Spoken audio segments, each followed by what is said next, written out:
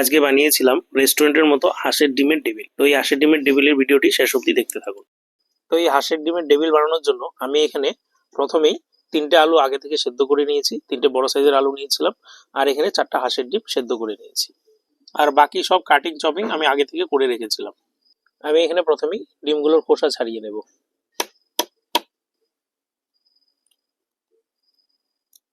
হাঁসের ডিমের খোসা কিন্তু বেশ শক্ত হয়, এই যে দেখতেই পাচ্ছেন, শক্ত হয় এবং মোটা হয়।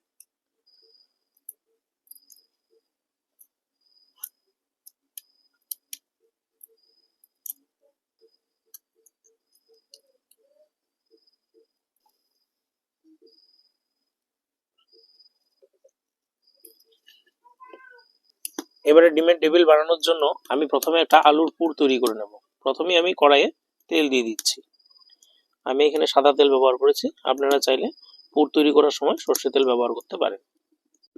তেল গরম হয়ে গেছে, এবারে প্রথমে আমি গোটা জিরা ফোড়ন দিয়ে দেব। এবারে আগে থেকে কুচিয়ে রাখা পেঁয়াজ দিয়ে দিচ্ছি।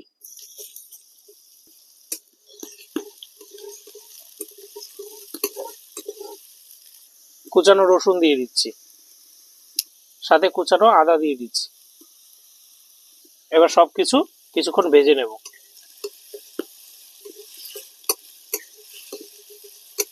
পেঁয়াজটা আমি এখানে হালকা ব্রাউন করে ভেজে নিয়েছি। এবারে আমি সেদ্ধ করে রাখা আলুগুলো চটকে দিয়ে দেব।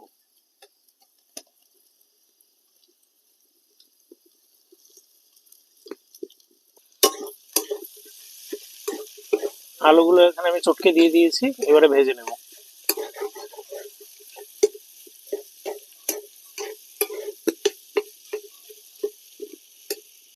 এবারে আমি লঙ্কা কুচি দিয়ে দিচ্ছি।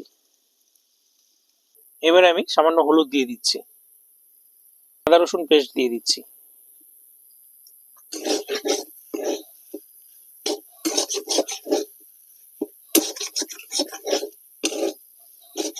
আদা রসুন দেওয়ার পরে আমি এখানে আদা রসুনের কাঁচা গন্ধ যাওয়া অবধি ভেজে নিয়েছি। এবার আমি একটা ভাজা মশলা ব্যবহার করেছি।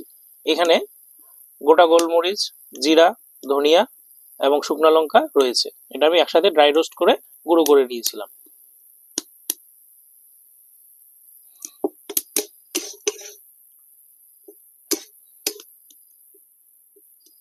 এবারে আমি স্বাদ মতো লবণ দিয়ে দিচ্ছি, সামান্য লেবুর রস দিয়ে দিচ্ছি, কুচিয়ে রাখা ধনেপাতা দিয়ে দিচ্ছি।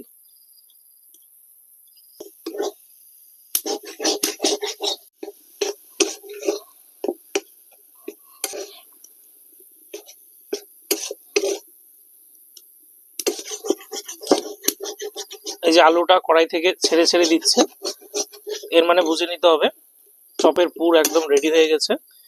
এবারে আমি সব শেষে একটু গরম মশলা দিয়ে নামিয়ে নেব।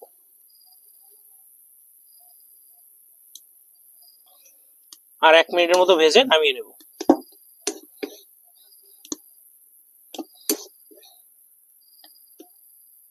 এই যে দেখুন, আলুটা কত সুন্দর কড়াই থেকে ছেড়ে দিয়েছে পুরটা। আমাদের কিন্তু এখানে পুর একদম হয়ে গেছে। গরম মশলা দিয়ে আমি আরো 1 মিনিট ভেজে নিয়েছি। এবারে নামিয়ে ঠান্ডা করে নেব।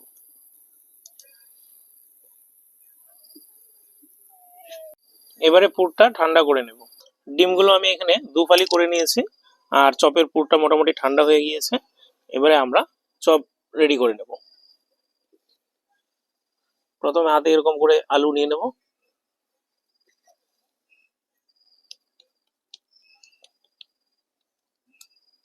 এবারে অর্ধেকটা ডিম এভাবে বসিয়ে দেব। তারপরে আবার উপর থেকে কিছুটা আলু নিয়ে নেব।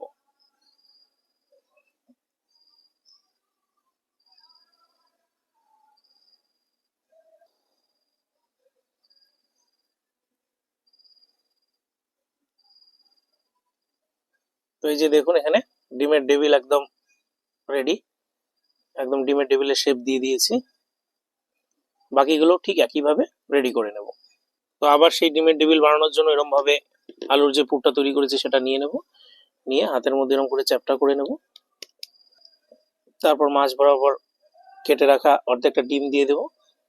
এবারে পুরটাকে আমরা মুড়িয়ে দেওয়ার চেষ্টা করব। শুধু মুড়িয়ে দিলে হবে না, ওপর থেকে হালকা আলু দিতেই হবে। তো উপর থেকে আমি এই যে হালকা আলু দিয়ে দিচ্ছি, এবারে মুড়িয়ে দেব।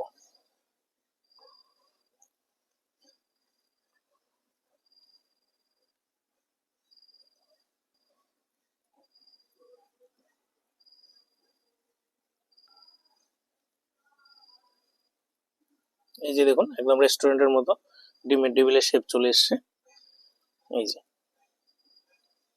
তো বাকিগুলো আমরা একইভাবে রেডি করে নেব। এই যে এখানে সব হাঁসের ডিমের টেবিলগুলো রেডি করে নিয়েছি। এবারে টেবিলগুলো ভাজার জন্য আমি একটা গোলা তৈরি করে নেব। প্রথমেই আমি একটা বাটিতে দুটো মুরগির ডিম নিয়ে দিচ্ছি।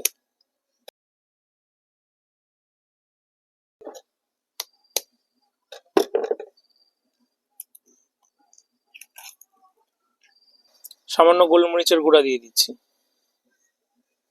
সামান্য লবণ দিয়ে দিচ্ছি, আর আমি এখানে 2 টেবিল চামচ কর্নফ্লাওয়ার দিয়ে দিচ্ছি। এবারে কর্নফ্লাওয়ারের সাথে ডিমটা খুব ভালোভাবে মিশিয়ে নেব।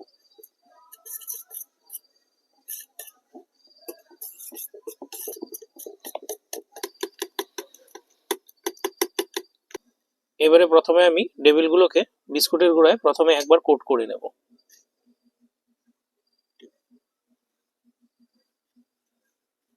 এই যে আমি এখানে বিস্কুটের গুঁড়া ব্যবহার করেছি, বিস্কুটের গুঁড়ায় কোট করে নিয়েছি। আপনারা চাইলে ব্রেড ক্রাম্ব ব্যবহার করতে পারেন। এবারে আমি যে গোলাটা তৈরি করেছিলাম সেটার মধ্যে একবার ডুবিয়ে নেব।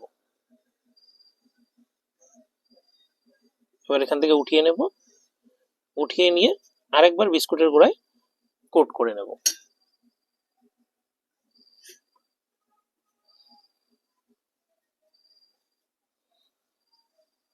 এই যে কোট করে নিয়েছি, এখানে ডাবল কোট হয়ে গেছে, একদম খুব সুন্দরভাবে কোট করে নিয়েছি।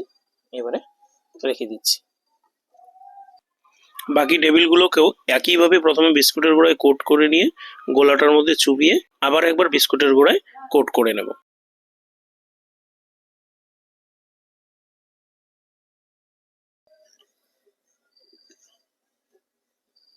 মানে একটা টেবিল এখানে দুবার কোট হচ্ছে।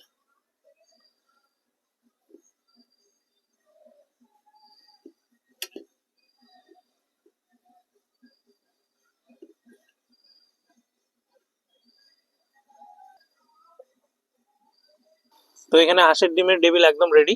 এবারে ভেজে নেব। আমি এখানে তেল গরম করে নিয়েছি, আমি এখানে সাদা তেল ব্যবহার করেছি। এবারে আমি হাঁসের ডিমের টেবিলগুলো ছেড়ে দেব।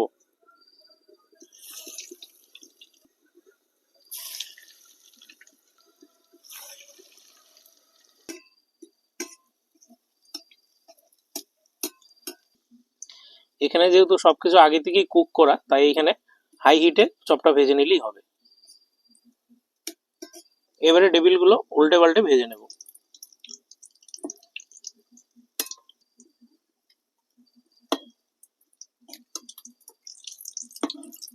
এখানে ডিমের টেবিলগুলো ভাজা হয়ে গেছে, এবারে নামিয়ে নেব।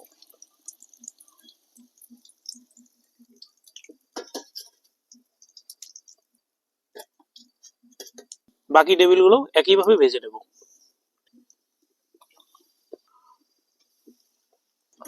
এবার উপরে একটু তেল দিয়ে দিচ্ছি।